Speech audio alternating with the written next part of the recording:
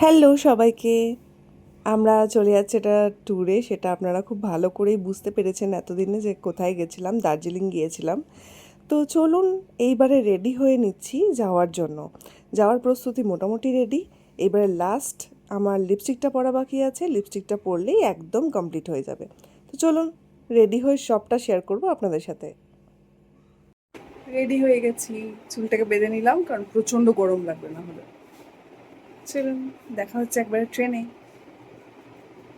পাড়ার রাস্তাটা দিয়ে এখন যাচ্ছিলাম, এত অপূর্ব লাগছিল কারণ পুজো পুজো একটা ভাইবস ছিলই, চারিদিকে লাইট লাগানোই ছিল।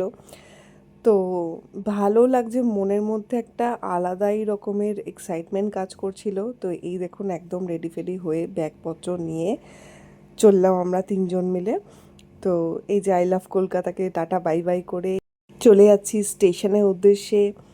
তো এই গাড়িতে বসেছিলাম, দেখুন একটু জ্যামও ছিল। যাই হোক, আমাকে নিজেকেও একটু দেখিয়ে নিলাম।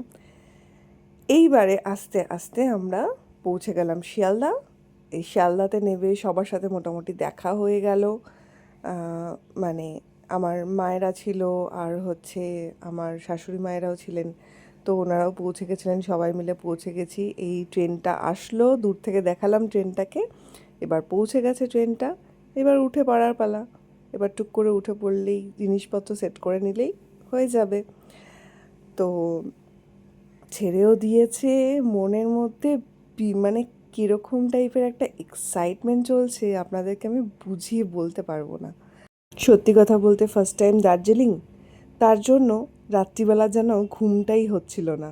মানে এত এক্সাইটমেন্টে চোখে যেন ঘুমই আসছিল না, মনে হচ্ছিল কতক্ষণে সকালটা হবে। চলুন শেয়ার করছি পরের ব্লগে।